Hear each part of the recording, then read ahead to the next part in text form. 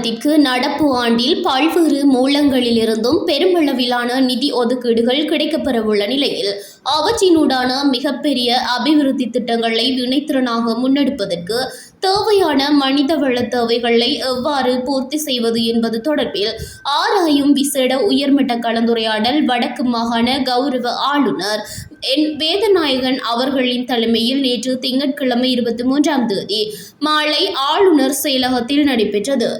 இக்கலந்துரையாடலின் ஆரம்பத்தில் கருத்து தெரிவித்த ஆளுநர் மாகாண குறித்தொதுக்கப்பட்ட நன்கொடை நிதி, தித்வா பேரிடர் மீள்கட்டுமான நிதி, மாவட்ட செயலகங்கள் மற்றும் மத்திய அமைச்சுக்களினூடான நிதி ஒதுக்கீடுகள், வெளிநாட்டு நிதியுதவிகள் என பல்வேறு மூலங்களிலிருந்தும் வடக்கின் அபிவிருத்தி பணிகளுக்காக நிதி கிடைக்கப்பெறவுள்ளமை தொடர்பில் தெளிவுறுத்தினார். வழமையான ஒதுக்கீடுகளை தாண்டி கிடைக்கப்பெறவுள்ள இந்த மிகப்பெரிய நிதியை கொண்டு திட்டங்களை முன்னெடுக்கும் போது மாகாண திணைக்களங்களில் ஏற்கனவே நிலவும் ஆளணி பற்றாக்குறையானது பெரும் சவாலாக அமையும் என அவர் சுட்டிக்காட்டினார். எனவே இந்த நிலைமையை சீர் செய்து குறிப்பாக பொறியியலாளர்கள் மற்றும் தொழில்நுட்ப அலுவலர்களின் வெற்றிடங்களை நிரப்பி செயற்றிட்டங்களை எவ்வாறு தடையின்றி முன்னெடுப்பது என்பது குறித்து உடனடியாக ஆராயப்பட வேண்டும் என அவர் வலியுறுத்தினார்.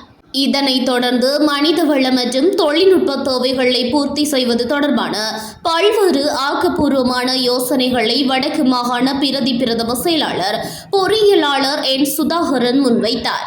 வெற்றிடங்களை ஒப்பந்த அடிப்படையில் நிரப்புதல், மாகாண திணைக்களங்களுக்கிடையில் தேவைக்கமைவாக உத்தியோகத்தர்களை பரிமாறுதல் மற்றும் பயிலுனர்களை உள்ளிருத்தல் போன்ற மாற்று வழிகளை அவர் பரிந்துரைத்தார். அத்துடன் தற்போதுள்ள அனுமதிக்கப்பட்ட ஆளணியை முழுமையாக நிரப்பினாலும் கூட எதிர்வரும் மிகப்பெரிய செயற்றிட்டங்களுக்கு அது போதுமானதாக அமையாது எனவும், தரமான வேலை திட்டங்களை குறிப்பிட்ட காலக்கெடுவுக்குள் நிறைவு செய்வதற்கு மேலதிக தொழில்நுட்ப ஆளணியை உள்ளிருக்க வேண்டியது காலத்தின் கட்டாயம் எனவும் அவர் தெளிவுபடுத்தினார்.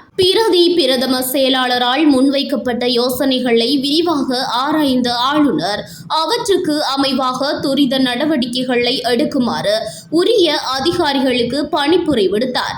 மேலும் புதிதாக இணைக்கப்படுபவர்களுக்கான கொடுப்பனவுகள் மற்றும் நடைமுறைகள் தொடர்பிலும் இதன்போது ஆராயப்பட்டதுடன் ஆளணி நிரப்பல் செயற்பாடுகளை உடனடியாக பூர்த்தி செய்து அபிவிருத்தி திட்டங்களை விரைவாக ஆரம்பிக்குமாறும் ஆளுநர் அறிவுறுத்தினார்.